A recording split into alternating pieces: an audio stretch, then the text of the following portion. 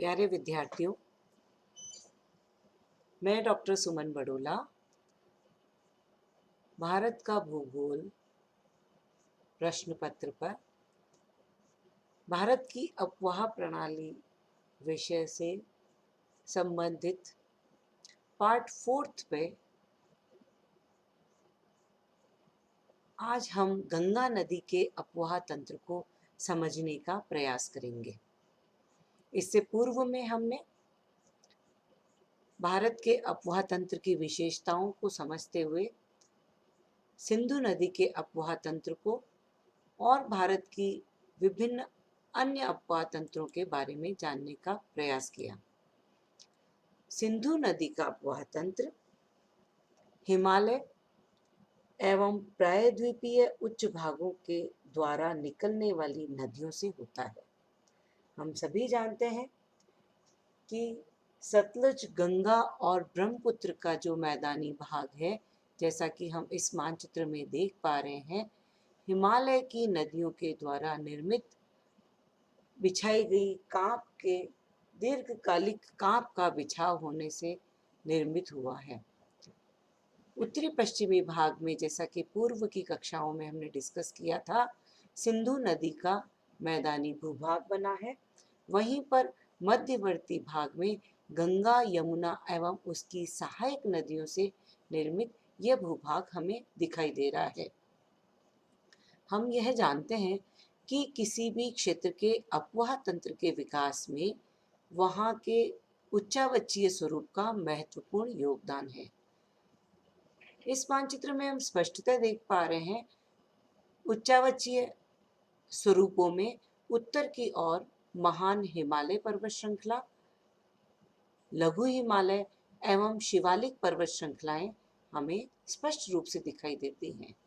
ये हिमनदीय क्षेत्र, जहाँ पर सदैव यहाँ से हिमनदों से निकलने वाली नदियाँ वर्ष भर इन मैदानी भूभागों को सिंचित करती है एवं लंबे कांप का जमाव इस क्षेत्र में करती है, और दीर्घकालिक कांप के जमाव के कारण अभी तक भी इनकी गहराई हम जान नहीं पाए हैं।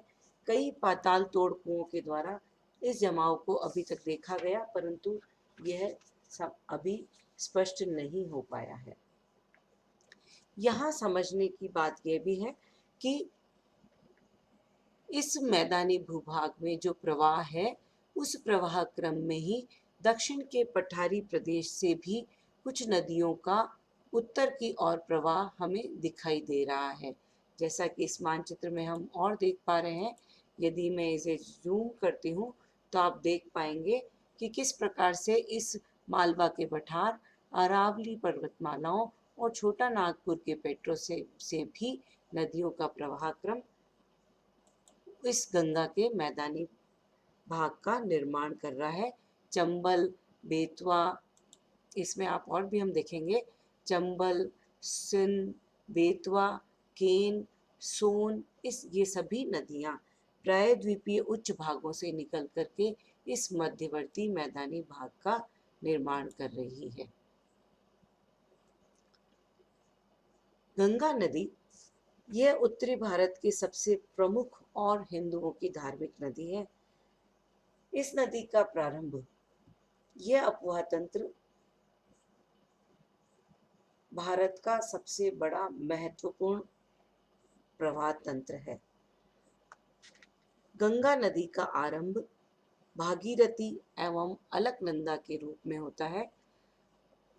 इस तथ्य को समझने के लिए मैं आपको ले चलती हूँ गूगल की इस इमेज पर, जहाँ आप देखेंगे कि भारत के उच्च पर्वतीय हिमालयन क्षेत्रों की तरफ हम देख रहे हैं, और ये उच्च पर्वतीय भाग मैं आपको गूगल मैप्स की सहायता से दिखाने का प्रयास करूंगी कि किस प्रकार से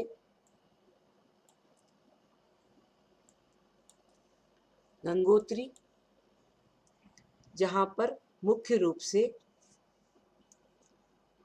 भागीरथी नदी का उद्गम गंगोत्री के हिमनद से गोमुख स्थान से हुआ है। इन बर्फीले हिमनदीय क्षेत्रों से जल का एकत्रण करना और उसके पश्चात यहाँ पर भागीरथी और अलकनंदा दो नदियाँ के रूप में जो दो जल धाराओं के रूप में प्रवाह होता है। अलकनंदा में जल की मात्रा अधिक रहती है। अलकनंदा की दो धाराएं धौली एवं विष्णु गंगा, धौली नीति दर्रे के निकट से हम देख पा रहे हैं, एवं विष्णु गंगा माना दर्रे, ये सभी हिमालय की बर्फीली श्रृंखलाओं के बीच में ऐसे पासेज हैं, ऐसे दर्रे हैं जिनके द्वारा इन पासेज से नेपाल के साथ और तिब्बत के साथ व्यापार संबंधी घटनाएं हुआ करती थी। इन बर्फीले प्रदेशों में हिमनद से बाना एवं नीति, जो कि विष्णु प्रयाग के निकट परस्पर मिलती है, और उसी के साथ कर्ण प्रयाग पर, ये मैंने आपको बताया भी है कि कर्ण प्रयाग पर एक सहायक पिंडारी नदी, जो कि पिंडारी हिमनद से निकलती है, इस अलकनंदा में मिल जाती है। रुद्रप्रयाग में मंदाकिनी नदी, रुद्रप्रयाग में मंदाकिनी नदी यहाँ पर इस नदी में आकर के मिलती है। इस प्रकार से ये नदियाँ एक दूसरे से जुड़ती हुई देवप्रयाग के निकट भागीरथी और अलकनंदा का संगम होता है, और ये शिवालिक श्रेणियों को काटकर,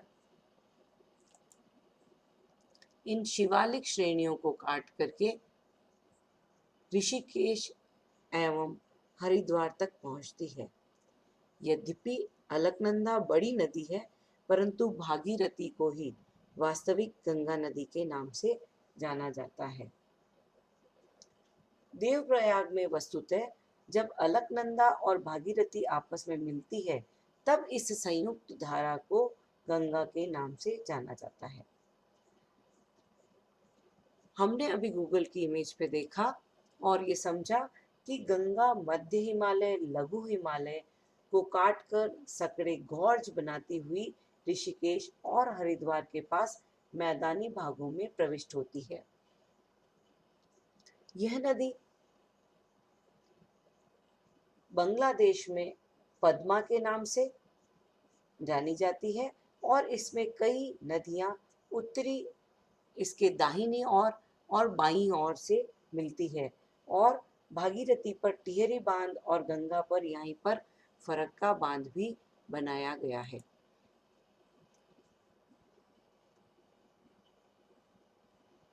जैसा कि इस मानचित्र में भी हम देख पा रहे हैं कि हरिद्वार से यह नदी दक्षिण और दक्षिण पूर्व की ओर प्रवाहित होती है, और गंगा नदी में प्रयाग के निकट दाहिनी ओर से यमुना नदी आकर के यहाँ पर मिलती है। यमुना नदी जो कि इसकी महत्वपूर्ण सहायक नदी है। इसके साथ ही गाजीपुर के निकट गोमती नदी, जो कि मेरा स्पष्ट है, गोमती नदी, छपरा के निकट घाघरा नदी इसमें मिलती है, और पटना के निकट आकर के दक्षिण की ओर से आने वाली सोन नदी इसके अंदर आकर के मिलती है।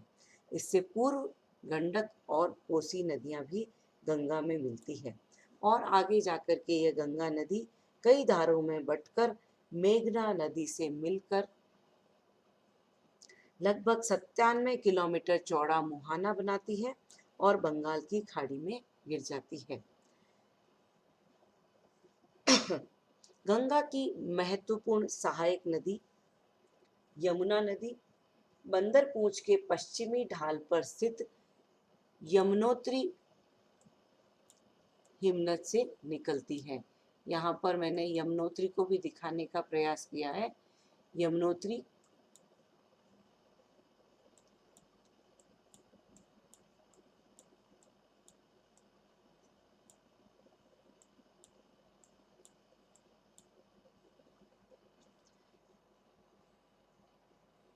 पर्वतीय यात्रा के दौरान इसमें टॉस नदी आकर के जुड़ती है, और टॉस नदी के साथ ही यह लघु हिमालय श्रेणी को काटकर मैदानों में उतर जाती है और एक वृहद चाप बनाते हुए गंगा नदी में मिलती है। इटावा के निकट दक्षिण पश्चिम से इसमें चंबल नदी, जैसा कि हम मानचित्र में देख पा रहे हैं, राजस्थान से प्रवाहित उत्तर पूर्व की ओर प्रवाहित होती हुई चंबल नदी इसमें मिलती है। हमीरपुर के निकट बेतवा और प्रयाग के निकट केन नदियां इसमें मिलती है।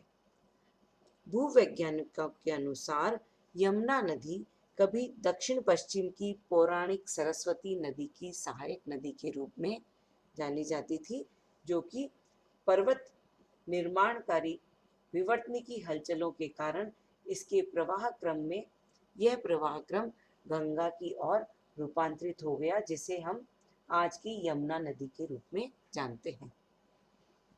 हम मानचित्र में देख पा रहे हैं कि इसकी सहायक नदियां जो कि विंध्याचल पर्वत से आकर के इसमें मिलती हैं, इन सहायक नदियों का विंध्याचल पर्वत से ये विभिन्न नदियां यहाँ पर इसमें आकर के मिलती हैं।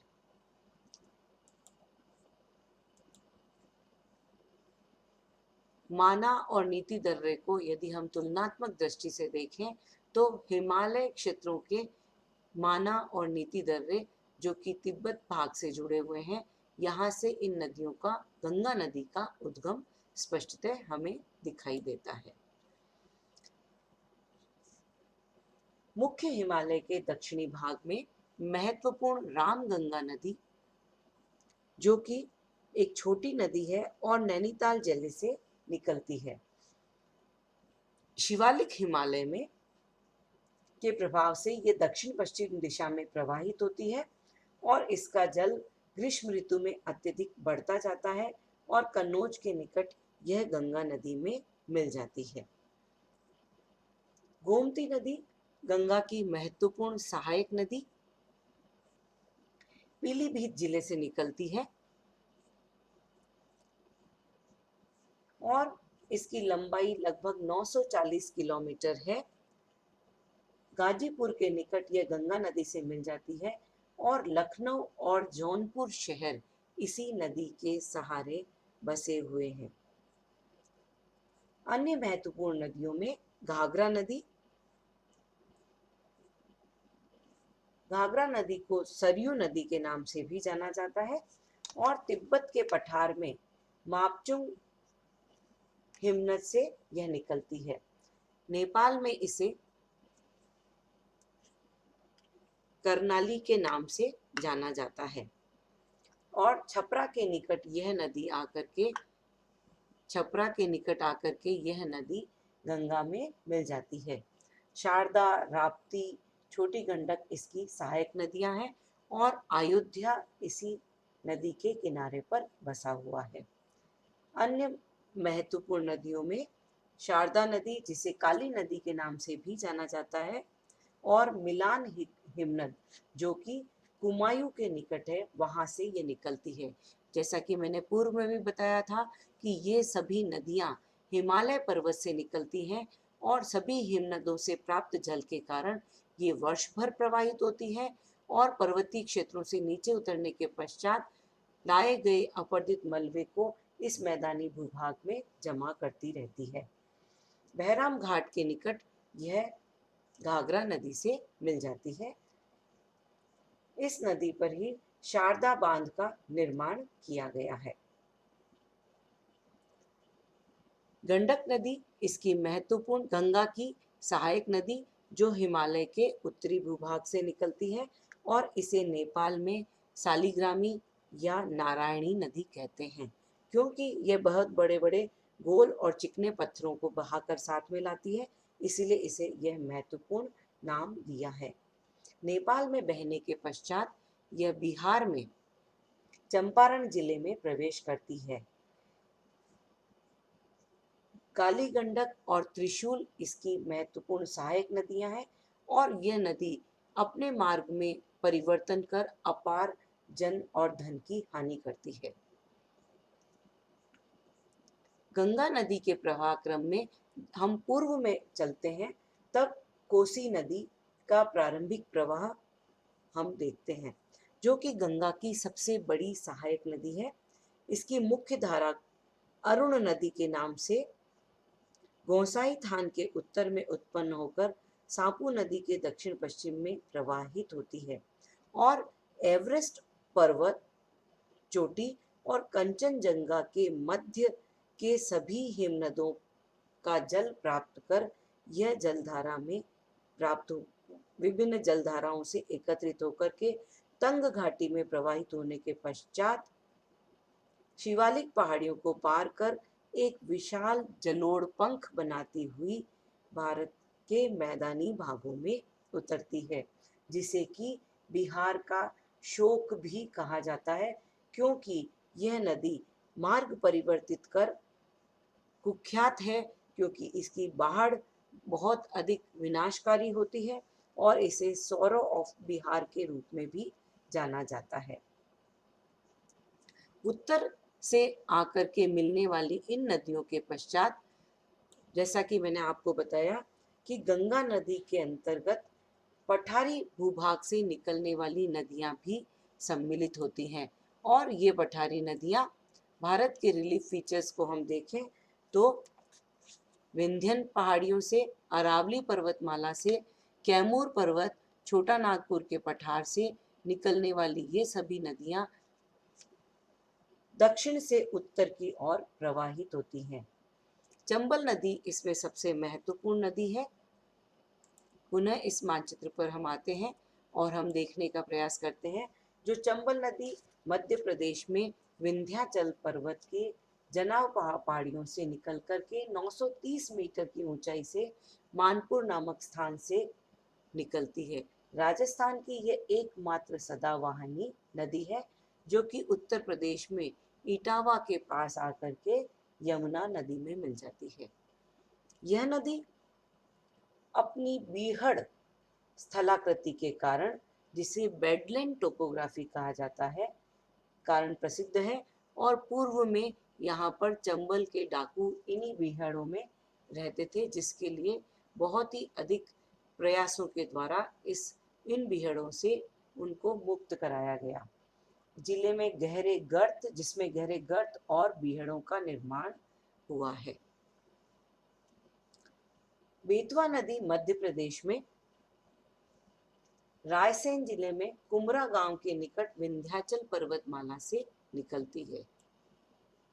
कांपीय मैदान में धीमी गति से प्रवाहित होती हुई यह हमीरपुर के निकट यमुना नदी से मिल जाती है और इस नदी की लंबाई 480 किलोमीटर है।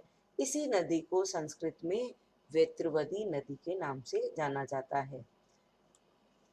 सांची, ओरछा और विदिशा जैसे प्राचीन सांस्कृतिक नगर इसी बेतवा नदी के किनारे बसे हुए थे, जिसे वेत्रवती कहा गया था।